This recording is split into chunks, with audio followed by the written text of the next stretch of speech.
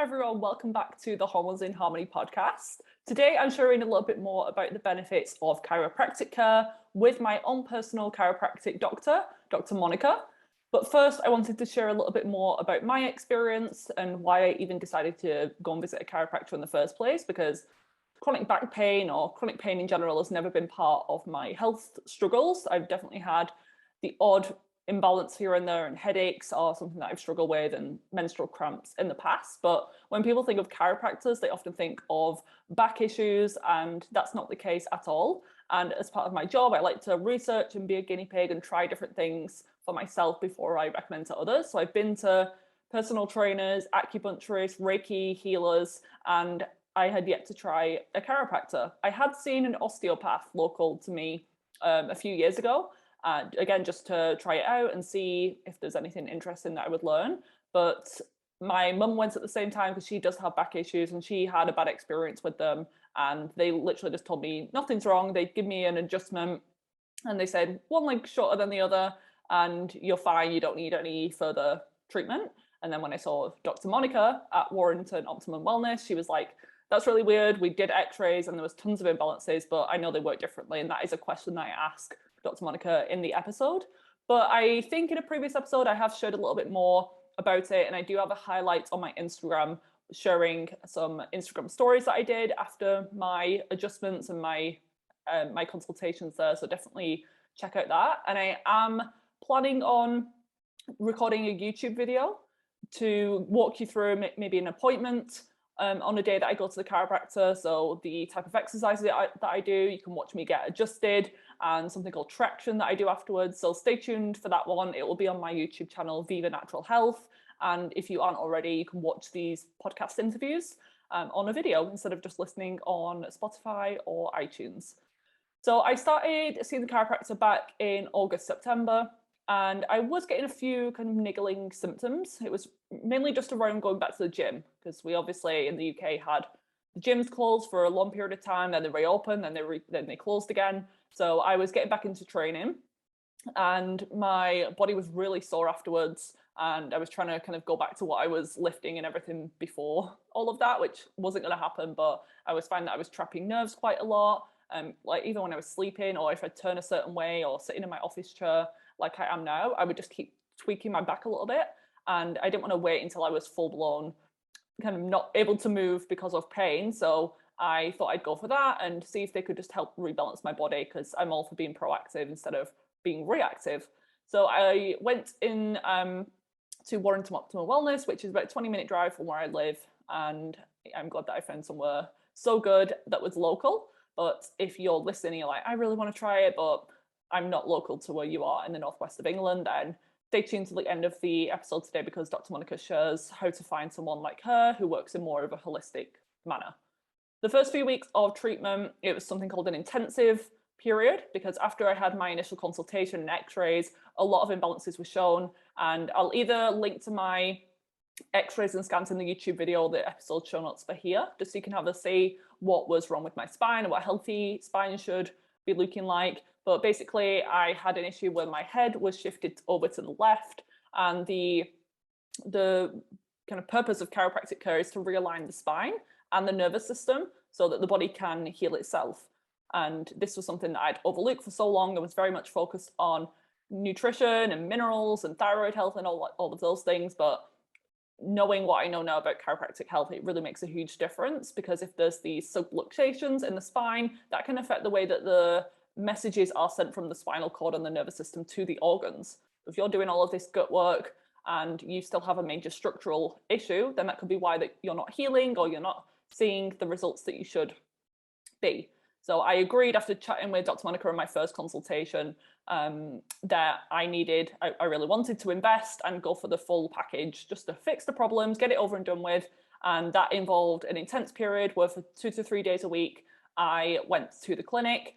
So it was a bit of a time consuming thing, and I'm still going at the moment when I'm recording this episode, but it's really worth it for the long run. But yeah, these are intense adjustments. So you would just go in for a 5-10 minute appointment, get corrected. And then after a few weeks, I got onto more of I think it's called the corrective care, where you do something called traction. So I'm probably going to butcher like what this actually is. And I'm pretty sure one of the staff members there said it was one of the only clinics either in the UK or Europe that offer this style of care. It's pretty much these beds that hold you in these positions and they tighten you up. And you can see examples of this on the Instagram page, Warrington Optimal Wellness, or wait for my video because I'm sure that I'll record myself on them. But it's, yeah, very much state-of-the-art equipment and really makes a huge difference if you include that as part of the care. So I've been doing that. I had 3, but now I've gone down to 2 exercises. One of them I'm on my side and it's kind of pushing my spine or making my spine relax into the correct position. And then there's one on my back where my neck is tilted back. So I have a problem where my head is very much shifted forward. And a symptom that I was monitoring and they said that they could potentially help with, because it's a nervous system symptom, is dizziness. It was triggered by my mast cell activation and POTS type conditions that I developed after mold exposure and Lyme disease, but it was flaring up a little bit even after moving out of my my home and doing other things. I would still find that I was dizzy. I also linked it to my caffeine intake, so I've had to reduce that a little bit because it would be worse on those days, but I've noticed a massive improvement. Even my boyfriend has said, like, you don't get as dizzy anymore, because it would sometimes be like every time I stood up I'd get this low blood pressure type reaction. And the other symptom was the frequent injuries, and that has improved as well. I'm back training like 3 days a week now, and I will be increasing that when I stop my chiropractic visits, because that's one of the mornings that I used to go to the gym. So I'm excited for that. But yeah, no issues with trapped nerves or pain or anything like that anymore, which is great. And I see people coming in and out of the clinic, and my mum's a patient now. My dad is on the way for his first consultation as well. So I'm getting the whole family involved because they have physical problems. Another thing that was identified for me was that one leg was shorter than the other. They picked that up last time just based on how I was stood, but the x-rays definitely showed that. So I have to wear a heel lift now, just something that I put in my shoe. And my dad had the same issue. So I think from the top up, me and my mum's scans and spine looks very much similar. Her head's just shifted the other way, which was really interesting. And then my dad, from the bottom down, we've got like the same leg issue, and he ended up having a hip replacement when he was 50. There was definitely other factors involved in that, but a structural imbalance, and that could mean that maybe I'm reducing the likelihood of that happening, along with obviously other things that I'm doing. So the first few times I had my adjustments, so where they crack you, and on the traction beds, I would have these big detox reactions. The first time was really bad. I remember going straight to my mum and dad's afterwards. So my grandparents were around, and I was just like a zombie. I just had zero energy. I was really dizzy. I was really tired and just flat and drained. And she does explain that can happen. And in the interview, we talk about what exactly is the cracking sound that we hear, what to expect after an adjustment, because some people feel amazing, some people don't. And even the genetics versus environment. Why is it that I look similar postural wise to my mum and dad? Is it genetics? Is it environment? We discussed that, along with how nutrition affects the results, because she told me and my mum that we're progressing really well, and what other symptoms chiropractic care can help. But I was having this detox reaction because it was like my brain and my nervous system my organs were communicating again for the first time in years, even despite everything else that I'd done. And I think it's not like scientific or anything, but I feel like my brain was finally kind of detoxing again. And there was all of these stored maybe mycotoxins from mold or heavy metals and things in my brain. And after the neck adjustments in particular, because that was the main problem that was causing these brain symptoms for me, I got intense detox reaction the first time. Second time I went a few days later, I had it, but it wasn't as bad. Third time, it was manageable. And then from then on, I feel pretty good after my consultations. So that was showing me that there was this healing crisis. My body definitely needed it. And even with the traction on the exercise where my head's tipped back, I really struggled. I had to get one of the staff members there to help lift my head back up afterwards because my neck was just so weak. And now I still need help because my head's like a bowling ball, as is everyone's. And I find that position quite difficult. But yeah, my head's a lot stronger now. And at the gym, I'm back to making improvements and being able to lift heavy without injuring myself constantly. And this might be something for you to look into, because the structural physical piece is very important, and you don't have to have back pain to visit a chiropractor, because I'm a prime example of that. So I want to share a little bit more about my guest today. Her name is Dr. Monica Handa, or Monica Handa-Henshaw. That's her husband's surname. She was awarded chiropractic distinction from the Angelo European College of Chiropractics in 1993 and holds numerous other postgraduate qualifications. She specialises in clinical biomechanics of posture, CBP, and was the first female in the UK to gain this certification in the technique. She has 2 children, aged 19 and 16, who have both been adjusted since birth, and she runs her practice, Warrington Optimal Wellness, with her husband, Paul.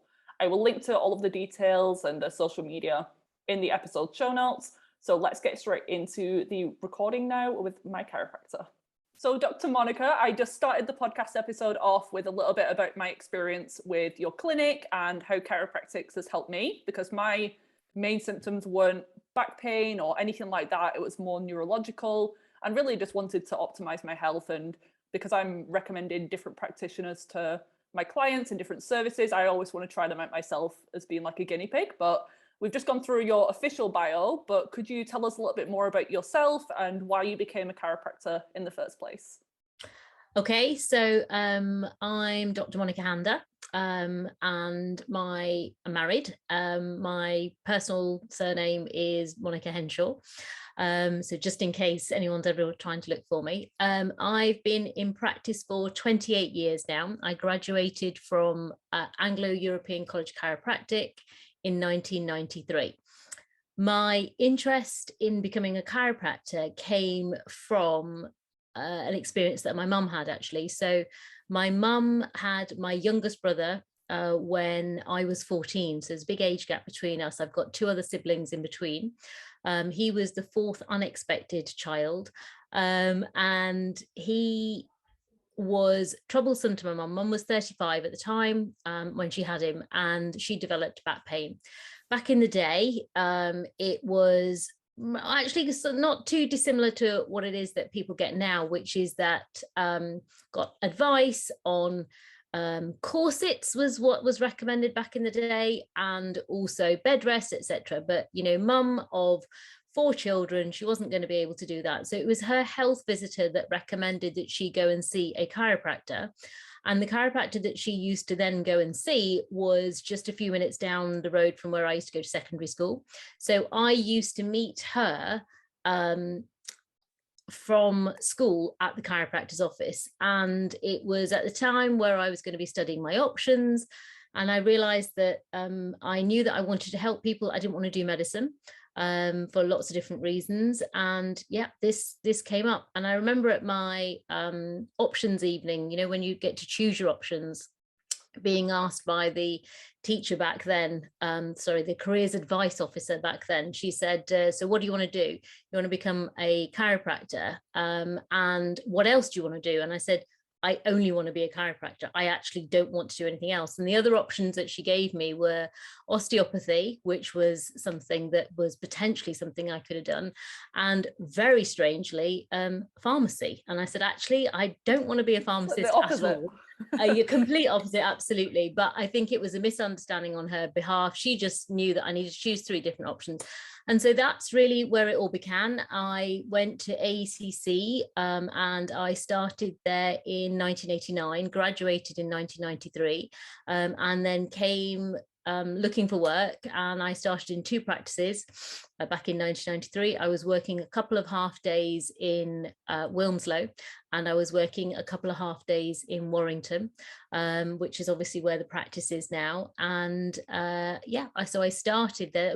I've been at the same place since I graduated. Amazing. So you have a lot of experience then. I have a lot of experience. In the clinic, there's like a wall of all of your certificates and everything. I was like, are these for all the different people who work in? I'm like, no, they're all just for Dr. Monica.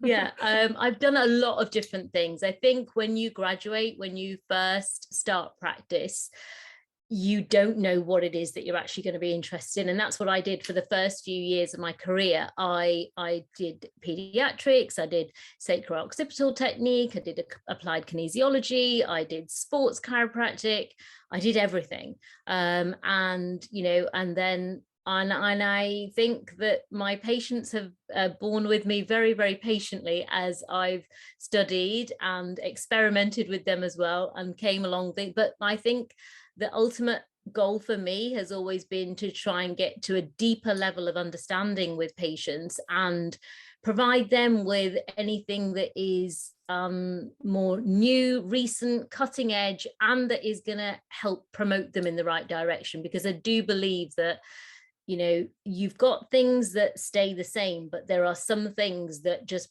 you know, you get new information with. And I do really, I'm very passionate about making sure that I'm delivering the latest information to patients. Similar to nutrition in my job. So there's obviously just like basic nutritionists or dietitians who are just counting calories and helping people in hospitals versus more holistic functional practitioners. And yeah, there's difference with chiropractors as well. There's like just very maybe sports ones versus holistic ones, and everywhere in the clinic is all like find the root cause. So I was like amazed when I went in. I was like, this is exactly what I do. Yes, absolutely. So yeah, from chiropractic, we, as you know, we talk about a physical, a chemical, and an emotional imbalance. And I think that with any person, everybody will have imbalances, and it just depends upon the depth of the imbalance as to whether it shows up as a symptom or not. And as you and I think that's why we connected so well, is because of the fact that I focus on the physical component. But as I explained at your report of findings, that you will get an overspill from a physical into a chemical domain and into an emotional domain as well. Emotional, mental, you know, I classify those as very much the same thing. But yeah, so that's something that I very much, with the amount of experience that I've now got, realize happens day in, day out. And I was very impressed with your intake form as well. It was like, people would think they're like strange questions that you're asking about toxic exposure, but again, I was like, this woman knows her stuff if she's asking about some of these things and heavy metals. And I told you in mine that mold exposure was a huge factor for me, and I was just chronically inflamed. But I think a good intro question is, what exactly is chiropractics? And you mentioned osteopathy before. How is that different? So chiropractors have always focused on the integrity of the nervous system and how the nervous system, you know, controls and coordinates all other functions within the body.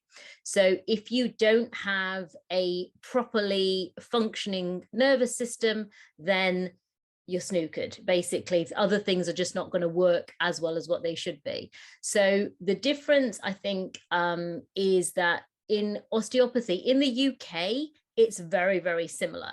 The techniques are different, but the basis of osteopathy originally was actually more of the fact that the system, the body, and the system itself is controlled as a result of the vascular system as opposed to nervous system. So that's kind of historically where the differences are.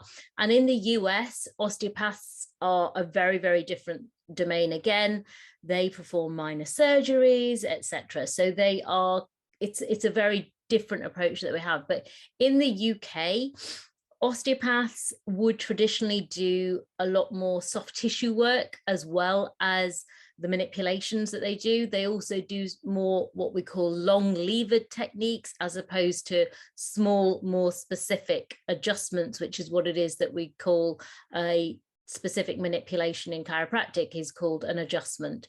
It's the basis, maybe the philosophy behind why it is that we're doing what we do, which is different. And what's exactly happening during an adjustment? So people might have seen online these videos and people are cracking the necks and the backs and these really loud noises happen. What is exactly happening during that process? So I remember the way that I explain it to patients is that you could teach a monkey to manipulate. Okay, so the generalized cracking that you see on all of the YouTube videos, and people get addicted to that, you know, those watching those videos again and again. The generalized cracking isn't massively beneficial because actually it's a pretty well-known fact that your body can't cope with more than 5 specific adjustments. So if you go above and beyond that, there's too much input into the system and you're actually not going to benefit from it. So the point, what it is that chiropractic is ultimately trying to do is to connect the brain and the body. So we call it almost like a safety pin cycle. So you've got the head of the safety pin at the top, and you've got a cycle. When you have something called a subluxation, which is a misalignment of the spine, that's like a very simplistic term of putting it, or a restricted movement segment in the spine created by lots of different types of stresses, then you will not have properly functioning nerve flow. And therefore, the point about chiropractic is to improve that nerve flow and connect the brain to function correctly with the body. That's it really in a nutshell. And how do we get these subluxations to begin with? Is it just things like sports injuries or just bad posture? So again, take it back to the basics: physical, chemical, and emotional stresses. Physically, it's very, very easy to understand. So physically, so if I sit, as a lot of people have been done, stuck in front of their computer screens for hours on end, you will develop poor posture because of the fact that maybe you're stuck in a forward head posture. Forward head posture means that as your head weighs similar to a bowling ball, it's going to put a lot more pressure. If you can imagine, if you hold a bowling ball away from your body, it's going to put a lot of pressure and tension on your musculature. And the muscles themselves over a period of time will either become contracted or overly stretched, which creates a strain on the system further. And then the issue is that what we as chiropractors actually take care of is the smaller muscle groups between the vertebrae. So not the long ones, not the ones that you can stretch yourself, but the smaller muscle groups that are not under your conscious control. So when people say, oh, I get a crick in my neck, or they might feel that they're a little bit, tight or restricted, they may say that in terms of muscular restriction or tightness. But actually, if you are not able to stretch that away, or it doesn't seem to go away with stretching, then that should give you an inkling that the problem then isn't muscular, that the problem is going to be something that's deeper than that. And what happens with that is that you will have a big muscle that contracts, that might be overlying a joint. The small muscles then also contract. And then when the big muscle then stretches, the small muscle stays contracted. And then underneath the small muscle is ligament. And that ligament shortens and tightens over a period of time. That's how it is that you would actually then get a physical change in the structure, in the alignment of the spine. We could have poor posture, we can have bad habits, maybe sleeping on your front all the time, maybe sitting in an awkward position, watching the TV for a period of time. You could have a sports injury, especially if you're like a tennis player and you're always just playing, obviously you just play usually with one hand dominant. There's very few sports that you would play, racket sports especially, and not many others that I can think of, that usually it's one hand or one side that is dominant. It's not usually a symmetrical thing. Swimming, cycling, running, triathlons are very good because they're symmetrical. You're doing the same thing on the left and the right hand side. But most of the sports you would find are asymmetrical and therefore usually put pressure on one side of the body in comparison to the other. Maybe if you're not a typist, but you do a lot of writing, as a child, for example, a lot of kids still these days use pen and paper, you're going to be dominant one hand or the other. There's not many people that are ambidextrous or that would write with both. So you will find that you'll have asymmetries between that left and that right hand side. I think physical, most people, sorry, go ahead. So physical, that's what covers that physical component. And that's the dominant, again, thing, which is how it is that people will come to see me, is that they've had an injury, they might have had a fall, a trip, bent over gardening, sneezed, something that could be a build-up or something that's pretty innocuous, that then they feel, my goodness, right, what did I do that's created the problem? And it's not just that, it's the build-up all throughout that. What is it that you've done every single day, or what are the traumas that your body has been through all the way through up until the point that you actually come to see me? And there might be people listening thinking, I don't struggle with back pain, so this might not be relevant to me, but what are some of the other conditions that chiropractic adjustments could help with? Because for me, I didn't have any chronic pain. I was getting like little niggly, like felt like I was twisting my back a little bit when I was at the gym, and I just really wanted to optimize things because I'm all for being proactive and not reactive and waiting till I can't move because my back's in pain. But mine was more like neurological symptoms, so dizziness as a result of my Lyme disease and obviously my spinal imbalances that I had. But what are some other conditions that you can help with? So conditionally, I'm regulated by something called the Advertising Standards Authority. So I have to be very careful on what it is that the research shows that we can take care of headaches, we can take care of back pain, neck pain, and, you know, we can take care of certain conditions. However, anecdotally, what we find is that, and I specifically now take care of a lot of people with big posture concerns. So if somebody feels that they've got a rounded back, or if they are very aware of their shoulder being hiked up one side in comparison to the other, or their body just doesn't feel like it's working correctly, those are some of the things that we would take care of. But in addition, anecdotally, again, we have a lot of patients that benefit from gut health type of issues, so irritable bowel type of syndromes, anxiety type of situations,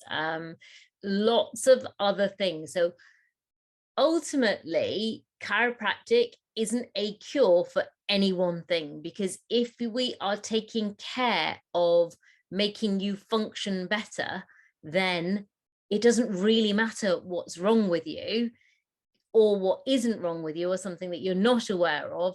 Everybody would benefit from getting at least an evaluation to see, is there something that is, you know, that could be done to improve you, to optimize your function, to optimize your health. So I have to be careful from an ASA point of view, but a lot of my patients with my area of expertise now come to see me because of the fact that I do something very, very specific related to posture and postural correction. And on your Instagram page, you have the little, the people after the treatments have done, holding up these signs saying, I saw a guy help with the reflux or like fatigue, dizziness again, so many things. And I've seen a few children and babies in the practice as well. How can chiropractic help those? So again, ASA doesn't allow us to say that we're able to help with colic yet, but we do help crying babies. So babies don't cry for no reason. There's always going to be a reason, and it just depends upon whether you can uncover that or not. And if we've had a traumatic birth, then, you know, then babies do develop issues as a result of that. You know, I remember speaking to a lady just a couple of weeks ago, and she said, oh, my baby prefers, she was breastfeeding, you know, my baby prefers feeding from my left breast. And I said, well, that's pretty rubbish. I said, because baby don't care whether it's feeding from the left breast or the right breast.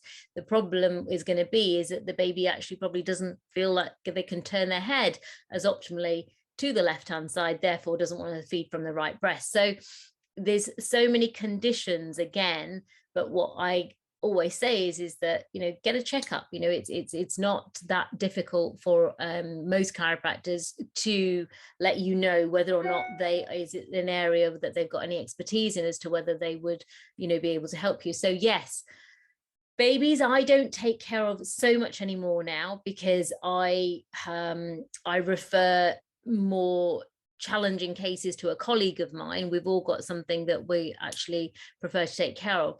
But the babies that I do take care of are those of patients that are currently seeing me and say, no, I only want my baby to see you, and therefore I will take care of them. So, and sometimes I'll take care of the mother during pregnancy, or pre-pregnancy, during pregnancy, post-pregnancy, and then it's a natural, you know, turn of events that then they'll say, right, well, I want my baby to get checked as well. So yeah.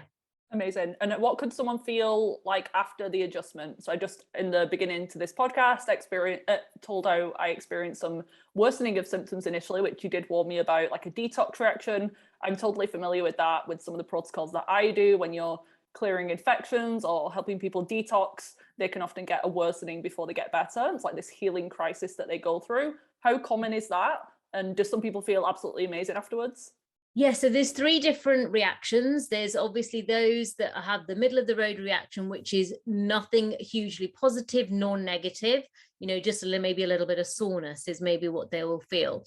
Then we have, patients that feel, amazing. They are the miracle people that, that they feel, my goodness, I've had one adjustment, and, they may actually have been seeing other practitioners as well, like, oh, all I need is to have one or two adjustments and I'm going to be fine. And I'll, yes, that happens. But as I always say, those Harry Potter moments are few and far between. Most people will have some type of a reaction, which is, like I said, either some soreness or a detoxing reaction, which is not a negative thing. What I will always say is that if you feel absolutely nothing at all, then that's usually a concern for me, is that you've had nothing, because oftentimes that will mean is that you're actually going to get a delayed reaction, as opposed to something that you're not going to ever get nothing at all. So the detox reaction is very, very common. Awesome. Like the soreness is the most common thing. Some people can get a headache. Some people can feel a little bit nauseous. But yeah, they are very, very common reactions. With the types of imbalances that I had, so I had a head shift over to the left, my head was too far forward, I had one leg longer than the other one. So I feel like when you especially adjusted my neck, that's when I feel like my brain started detoxing. Maybe all of these built up stored toxins for a while, because I've struggled with Lyme disease in the past, and there's probably some kind of bacterial imbalance going on and heavy metals and things like that. But it was really bad the first time, kind of okay the second time, and then third time it was pretty much gone. So yeah, trusted the process. And I had a few questions for you, and particularly around hypermobility. Some of my listeners struggle with conditions like Ehlers-Danlos Syndrome, EDS. Is there anything that they need to be aware of? And there's obviously practitioners who specialize in those conditions, but do they need to do anything different?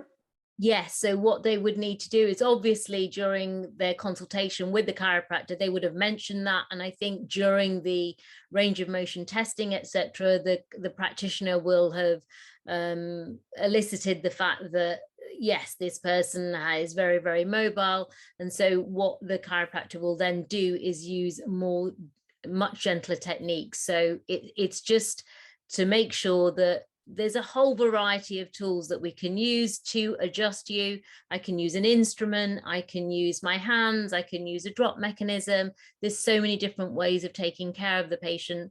And it's just making sure that if you have got hypermobility, especially in the neck region, that we go gently, just because less is always better than too much, because it's just not a nice experience on either party, basically. So it's better to go, I would always say, slower, gentler, rather than all guns blazing, to begin with straight away. Definitely.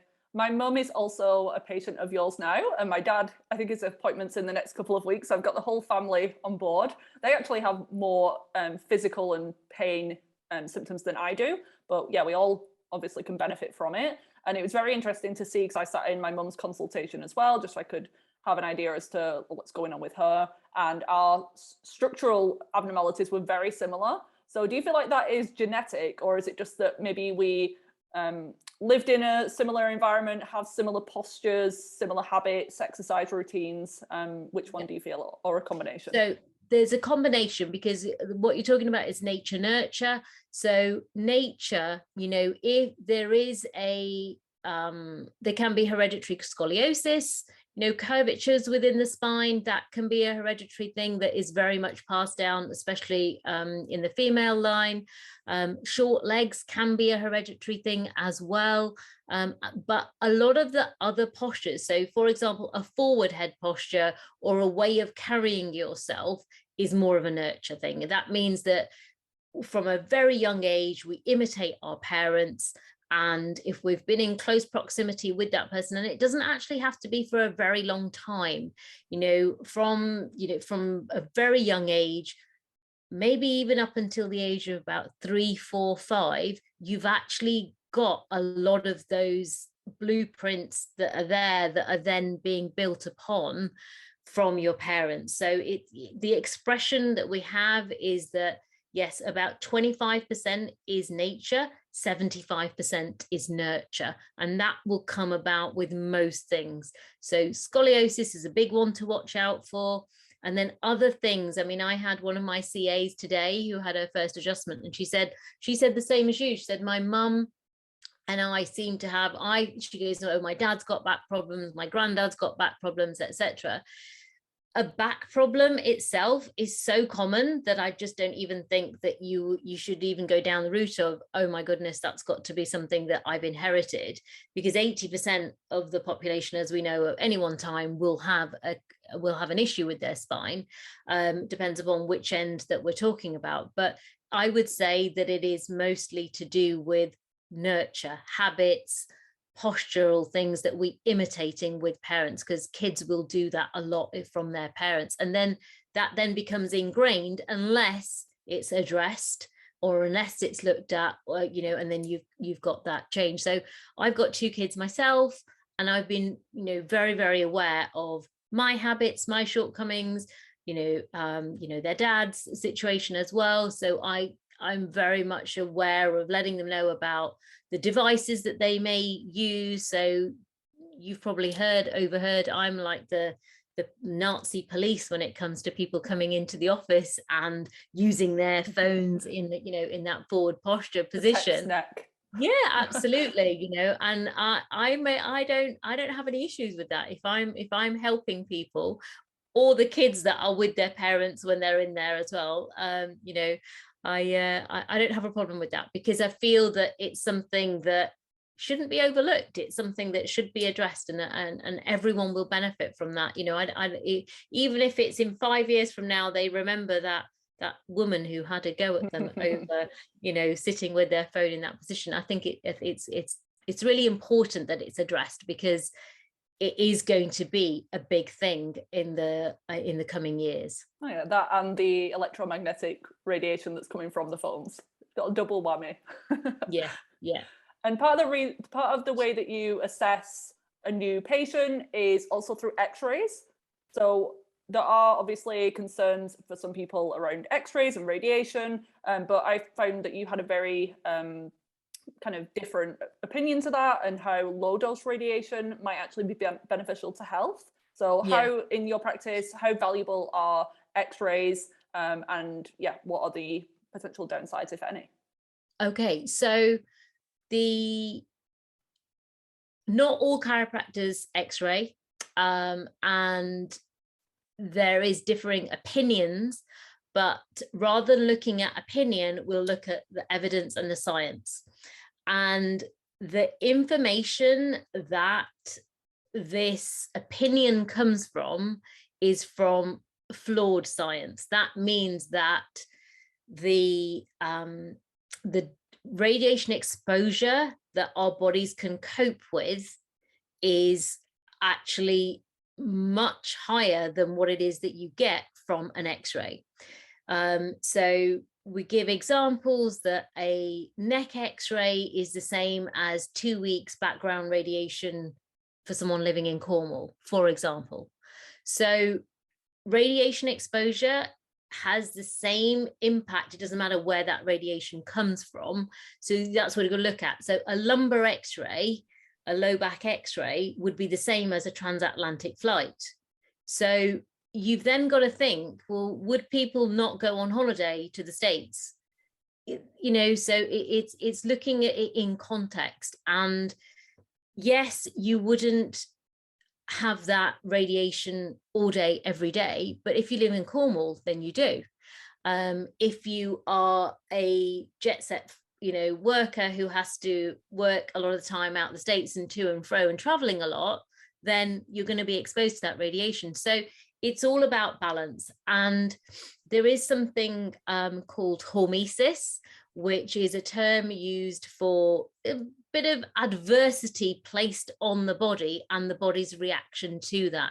And there is something called radiation hormesis, which means that occasional low doses of radiation have actually been shown to have a beneficial effect. It doesn't mean to say that you go out and, go to the dentist and ask for an x-ray every single time you're there, or if a chiropractor can perform an x-ray, that you would then ask them to perform an x-ray, because obviously we've got legal obligations to fulfill, and we do have to go by strict guidelines as to why it is that we would x-ray, and that I follow those. So if I feel that there is a benefit that outweighs the risk, which is minimal, then I would do that. So I don't x-ray pregnant ladies.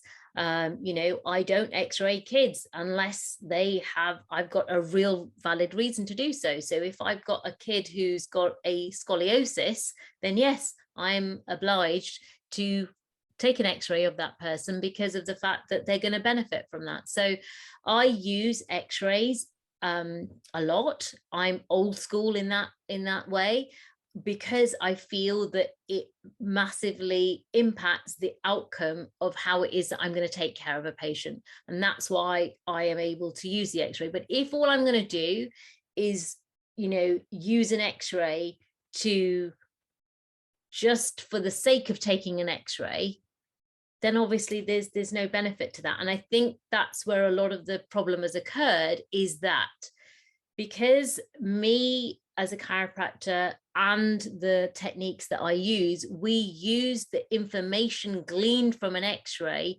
very, very different to a medical x-ray exposure. So that's why it is that so many people in the past let's say we're talking about low back pain, may have had an x-ray taken at a hospital, for example, and the x-ray comes back negative. They've said there's nothing wrong with it. That's where historically the problem comes, because of the fact that the radiologist hasn't found anything on the x-ray that explains the patient's symptoms. Whereas maybe had the patient had the x-ray taken at a chiropractor's office, the information gleaned from that would be very different. Another thing is that we take all our x-rays standing. So if you've got a low back condition, a low back symptom, and you're having your x-rays taken lying down, when actually you don't feel any discomfort lying down, there's a problem with that, because of the fact that you're not actually having your x-ray taken in a normal neutral position. So that affects how it is that you are functioning. So there's so many different aspects to x-ray and the benefits. And downside wise, personally, I wouldn't say that in the recent past I have taken an x-ray where I thought, I didn't need to take that. I've not gleaned anything from that. So from my perspective, I don't feel that there is a downside to x-ray. Dosage, we've been told recently with guidelines is that for scoliosis, you can get an x-ray probably taken every 6 months just to check on progression. So how can it be that you can take an x-ray to monitor scoliosis and that can't be negative, but we couldn't take an x-ray of someone with a severe or not so severe postural deformity? And it just does depend upon the impact that you're going to have. So some people take an x-ray, don't know what they're going to do with it, whereas I do stuff with the information that I get from an x-ray. So that's where the differences lie. Mm-hmm. Yeah, it just need to be used wisely and not abused. And honestly, the results that I got and seeing it visibly what is wrong, I think it just improves the whole, obviously for you, you'll know specifically where the imbalances are, and just for the patient knowing, oh, this is the actual problem, knowing like the changes before and after. I've yet to have my second progress review, but yeah, I'm definitely going to be sharing some of the before and afters and obviously my experience once I get to that point. But before we get into a quick fire questions for you, I did want to ask about nutrition and how you see that affecting your clients. I know you give some advice and always reminding people of hydration and take your supplements and all of that. But I remember you telling me and my mum that we were progressing really well because we eat pretty good diets. But do you often find that people don't hold their adjustments or see any benefits if they're chronically inflamed, dehydrated? Totally. So inflammation, massive. And the other three things that I would say are those that are as we find you probably do too, D deficiency, vitamin D deficiency, don't hold, magnesium deficiency. So many are magnesium deficient as well.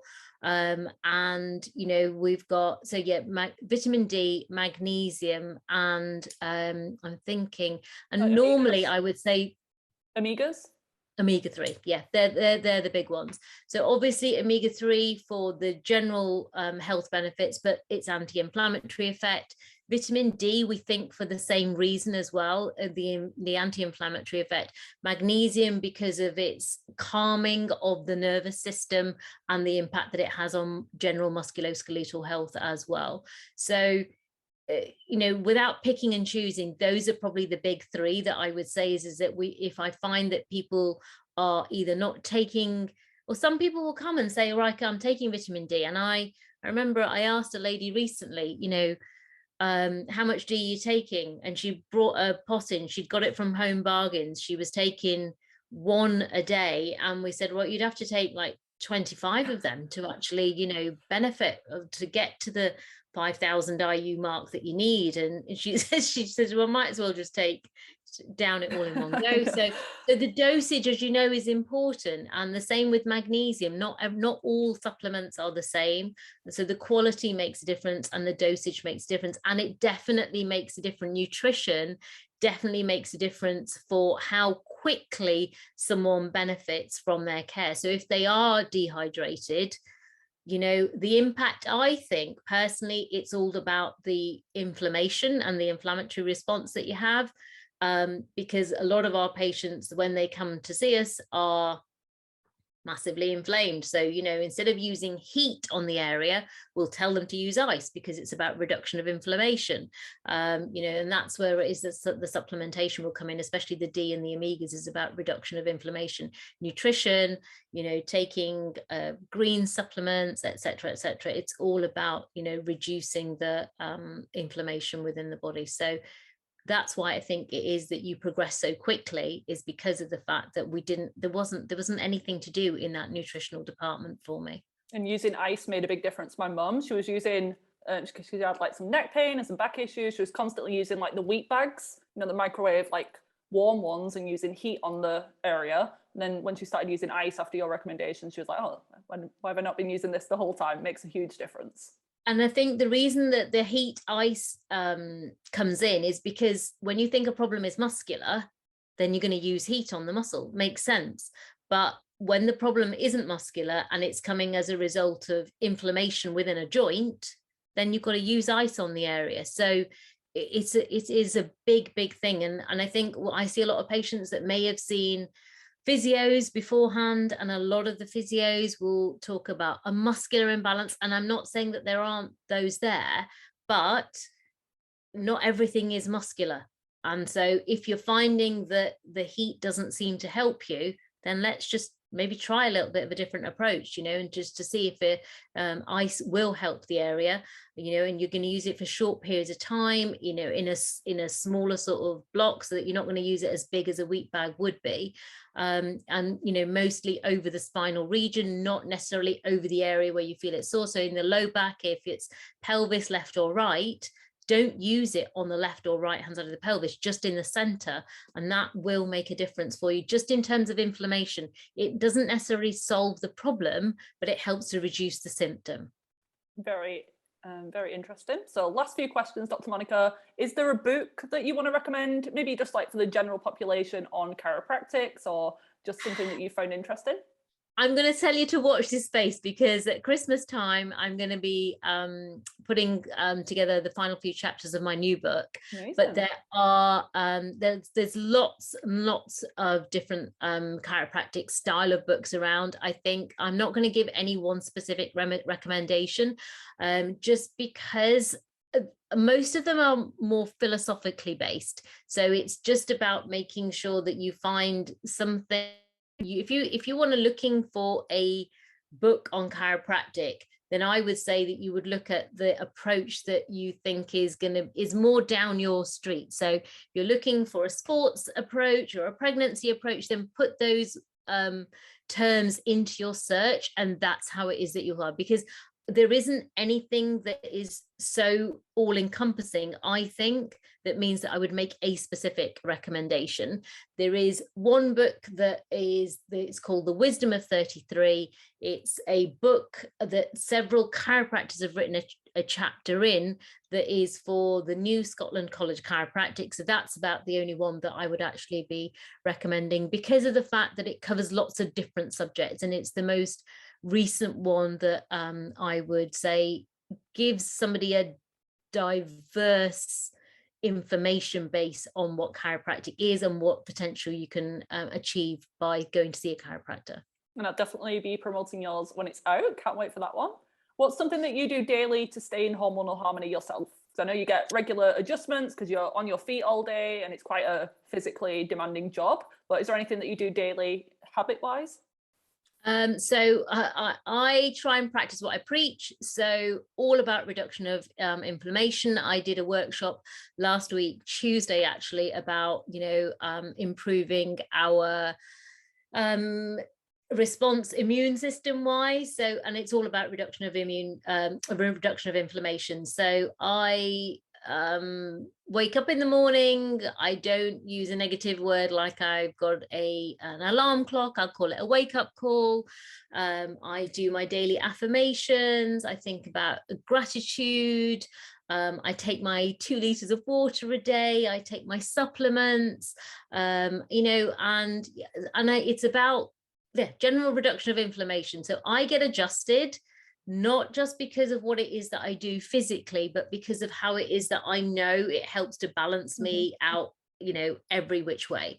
So whether I've got a symptom or not, I get adjusted. So, and that, I feel it's really, really important for me to practice what I preach. So if I have an expectation or an advisory to a patient to come back to see me on a monthly basis maximally, then I do that myself. I can't tell you to do something that I'm not prepared to do myself.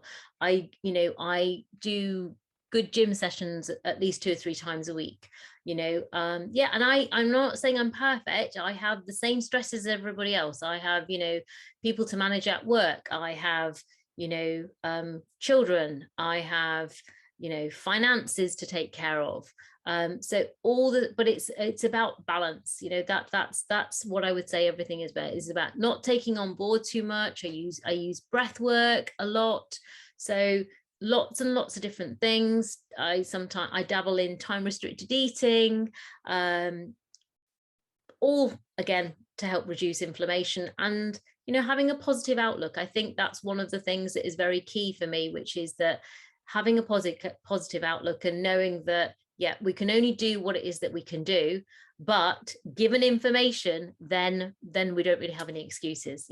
That's what I'm very much about that, which is that if we've then got the information, then we just sit on it, then it's a personal responsibility. Knowledge is only potential power.